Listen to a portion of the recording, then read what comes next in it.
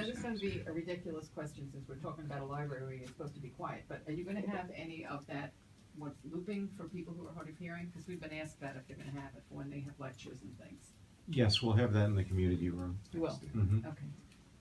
Great. I'd also like to say on behalf of the library, there's really nothing very special about the original southwest entry location that you see. It's something that we just sort of came up with. It seemed like a logical place before the design process had started, when we were just sort of in the lease negotiation phase with Roosevelt Island. And having brought Smith, Miller, Hawkinson, and Ewell on board, who we're very excited about having as our architects, and getting into the design process, bringing over Nicole, the librarian, and other people from the library services side and NYPL, and developing the interior, we're all very excited about this new entrance location. And it's a lot more thoughtful, and we think it would be a great benefit to the community. I think it's terrific. What do we have to do to get it? Just one quick question. One more last quick question. It appears as though the second floor may be leased to a chapel and thrift shop. Will that affect at all your design in any way? No, we've been working with Hudson, is from Hudson, and you're working with a thrift shop, and they've taken a look. I mean, obviously, we've tried to keep our.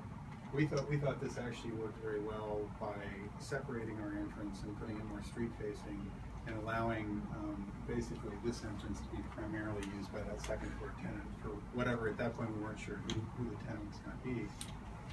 That's the direct access into the elevator. And the Yeah, stairs. so they have the existing themselves. Yeah, so there's the elevator here, and then a lobby, and the sort of entry vestibule on that side. When we were initially talking with Hudson about the project, there's actually a set of doors that come into the library space from that vestibule outside the elevator and the staircase, and we have so many doors in this space that we were never going to be able to use those doors as a primary means of entry.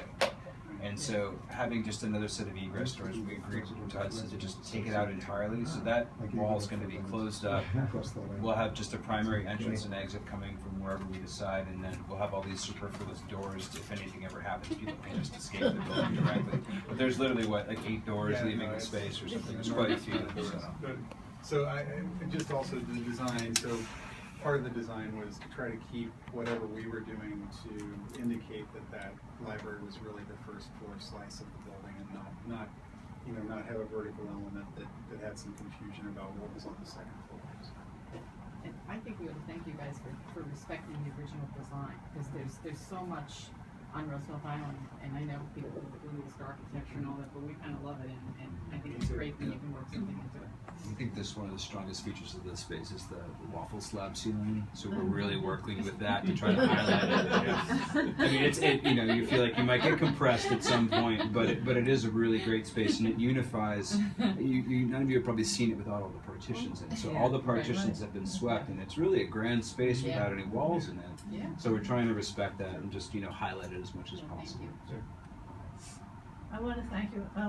The building was designed by Jose Luis Sert from Barcelona, and it's nice to see you're respecting it, because so much of the 70s architecture is going down the tubes. Right. And also you have a Dan Kiley garden in the backyard. Right. Doesn't look very good, Right. but our Dan Kiley, who's featured in one of the blogs today, was one of the famous landscape architects of the 60s and 70s. And it's amazing because, we just take it all for granted. Gina, would you introduce yourself? I'm Judith Birdie, president of the Roosevelt Island Historical Society. And I've lived here Our only ongoing 37 reference. years.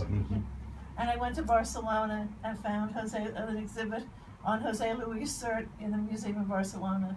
And I'm going to go home and look at the book and see what he thought of the space. But it's really nice to see this, and also to do something with that the stone wall, that area.